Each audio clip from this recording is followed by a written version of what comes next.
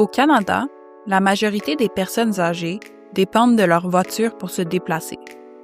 Mais en vieillissant, beaucoup perdent leur capacité de conduire, ce qui rend plus difficile leur accès aux destinations essentielles et peut avoir des conséquences importantes sur leur qualité de vie. D'ici 2030, plus d'une personne sur 5 au Canada sera âgée de 65 ans ou plus. À mesure que notre population vieillit, il est impératif d'assurer que les personnes âgées puissent rester mobiles et le transport en commun joue un rôle essentiel. Le transport collectif offre une alternative durable et abordable à l'auto. Il peut soutenir une mobilité autonome tout en préservant la liberté et l'autonomie des personnes âgées.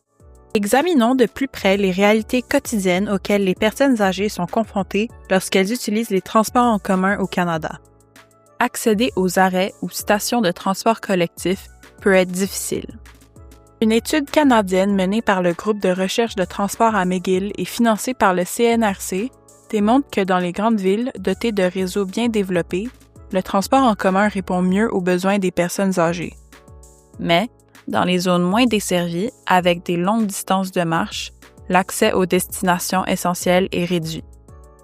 Lorsque les réseaux de transport ne sont pas universellement accessibles, il devient difficile, voire impossible, pour de nombreuses personnes âgées vivant avec un handicap. Des services peu fréquents ou peu fiables, horaires inadaptés et installations limitées aux stations et aux arrêts réduisent la confiance des usagers âgés du transport en commun envers le système et nuisent à leur usage régulier.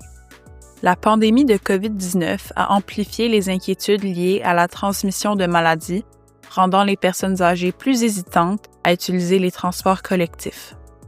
Même lorsque le transport en commun est disponible, les personnes âgées le perçoivent comme moins pratique que la voiture. Pour mieux soutenir les personnes âgées dans l'utilisation du transport en commun, des changements sont nécessaires. À court terme, l'augmentation du nombre d'arrêts d'autobus et de la fréquence des services, surtout en dehors des heures de pointe, peut rendre le transport collectif plus pratique et accessible pour les usagers plus âgés. À plus long terme, les villes doivent investir dans l'amélioration des infrastructures de transport. Cela inclut l'ajout de bancs, de chauffage et d'abris aux arrêts, ainsi que l'accès à des ascenseurs et escaliers mécaniques fonctionnels et à des toilettes publiques. Une signalisation claire et visible est également essentielle pour aider les personnes âgées à naviguer le réseau. Prochaine station, Gare Centrale. Enfin, des campagnes d'information peuvent renforcer leur confiance à utiliser les transports en commun. Alors que les villes adoptent des politiques pour soutenir la mobilité des populations vieillissantes, comme la gratuité du transport collectif, il est essentiel d'évaluer si elles améliorent réellement l'autonomie et le bien-être. Concevoir un système de transport en pensant aux personnes âgées, c'est créer un réseau qui fonctionne mieux pour tous. Pour plus d'informations et pour lire le rapport complet, consultez tram.mcgill.ca.